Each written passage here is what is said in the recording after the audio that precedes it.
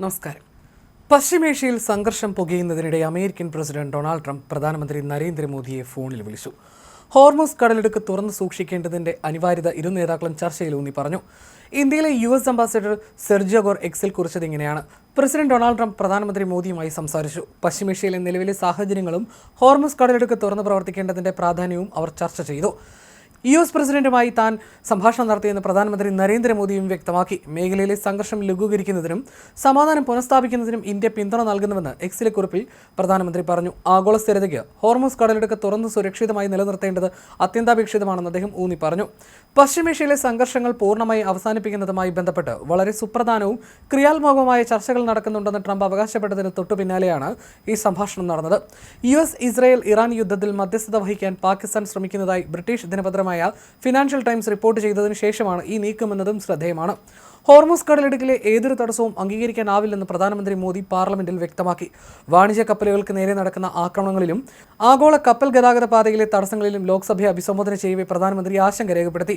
വാണിജ്യ കപ്പലുകൾക്ക് നേരെയുള്ള ആക്രമണങ്ങളും ഹോർമുസ് കടലിടുക്ക് പോലുള്ള അന്താരാഷ്ട്ര ജലപാതകളിലെ തടസ്സങ്ങളും അംഗീകരിക്കാനാവില്ല. ഈ യുദ്ധ സാഹചര്യത്തിലും നയതന്ത്രത്തിലൂടെ ഇന്ത്യൻ കപ്പലുകളുടെ സുരക്ഷിതമായ യാത്ര ഉറപ്പാക്കാൻ ഇന്ത്യ നിരന്തരം പരിശ്രമിക്കുന്നുണ്ടെന്നും അദ്ദേഹം പറഞ്ഞു.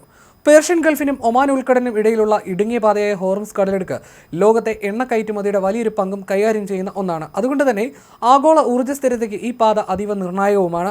ഈ ഇടനാഴിയിലൂടെയുള്ള ഗതാഗതത്തിനുണ്ടായ സമീപകാല തടസ്സങ്ങൾ ഒരു ആഗോള ഊർജ്ജ പ്രതിസന്ധിക്ക് തന്നെ കാരണമായിട്ടുണ്ട്. രാജ്യസഭയെ അഭിസംബോധന ചെയ്യവേ നിലവിലെ പ്രതിസന്ധി ആഗോള സമ്പദ് വ്യവസ്ഥയെ ഉലച്ചിരിക്കുകയാണെന്നും ഇതിൽ നിന്ന് കരകയറാൻ ഏറെ സമയമെടുക്കുമെന്നും പ്രധാനമന്ത്രി മോദി മുന്നറിയിപ്പ് നൽകി. ഈ യുദ്ധം ലോകത്ത് ഗുരുതരമായ ഇന്ധന പ്രശ്നം സൃഷ്ടിച്ചിട്ടുണ്ട്. ഇന്ത്യയെ സംബന്ധിച്ചിടത്തോളം ഈ സാഹചര്യം ആശങ്കാജനകമാണ്. യുദ്ധം നമ്മുടെ വ്യാപാര പാതകളെ ബാധിച്ചു. ഇതോടെ പെട്രോൾ, ഡീസൽ, ഗ്യാസ്, വളങ്ങൾ എന്നിവയുടെ പതിവ് വിതരണത്തെ ഇത് ബാധിച്ചിട്ടുണ്ടെന്നും അദ്ദേഹം പറഞ്ഞു. എങ്കിലും അതിവേഗം മാറിക്കൊണ്ടിരിക്കുന്ന സാഹചര്യങ്ങൾ സർക്കാർ നിരീക്ഷിച്ചു വരികയാണെന്നും ഇന്ത്യയിലുണ്ടാകുന്ന ആഘാതം കുറയ്ക്കുന്നതിന് തുടർച്ചയായ നടപടികൾ സ്വീകരിക്കുന്നുണ്ടെന്നും അദ്ദേഹം ഉറപ്പ് നൽകി. ഹോർമുസ് കടലിടുക്ക് വീണ്ടും തുറന്നില്ലെങ്കിലും ഇറാന്റെ വൈദ്യുതി നിലയങ്ങൾക്ക് നേരെ നടത്താനിരുന്ന ആക്രമണം 5 ദിവസത്തേക്ക് നീട്ടിവെച്ചതായും ടെഹ്റാനുമായി ഫലപ്രദമായ ചർച്ചകൾ നടന്നതായും US പ്രസിഡന്റ് പ്രഖ്യാപിച്ചതിന് തൊട്ടു പിന്നാലെയാണ് സംഭവ വികാസങ്ങൾ. എന്നാൽ അമേരിക്കയുടെ അവകാശവാദങ്ങളെ ഇറാൻ ഉദ്യോഗസ്ഥർ പൂർണ്ണമായും തള്ളിക്കളഞ്ഞു. ടെഹ്റാനിൽ നിന്നുള്ള ശക്തമായ മുന്നറിയിപ്പിനെ തുടർന്ന് മാത്രമാണ് ട്രംപ് പിന്മാറിയതെന്നാണ് ഇറാൻ വ്യക്തമാക്കുന്നത്. സാമ്പത്തിക എണ്ണ വിപണികളെ സ്വാധീനിക്കാനും US-നും ഇസ്രായേലിനുമേറ്റ തിരിച്ചടികളിൽ നിന്ന് ശ്രദ്ധ തിരിക്കാനുമുള്ള ട്രംപിന്റെ ശ്രമം വെറും വ്യാജവാർത്ത മാത്രമാണെന്നും Iran parliament speaker Mohammad Bagher Ghalibaf വിശേഷിപ്പിച്ചു. അമേരിക്കയുമായി യാതൊരുവിധ ചർച്ചകൾ നടത്തിയിട്ടില്ല. സാമ്പത്തിക എണ്ണ വിപണികളിൽ കൃത്രിമം കാണിക്കാനും അമേരിക്കയും ഇസ്രായേലും അകപ്പെട്ടിരിക്കുന്ന ചതുപ്പിൽ നിന്ന് രക്ഷപ്പെടാനും വേണ്ടിയാണ് ഇത്തരം വ്യാജ വാർത്തകൾ പ്രചരിപ്പിക്കുന്നതെന്ന് അദ്ദേഹം എക്സിൽ കുറിച്ചു.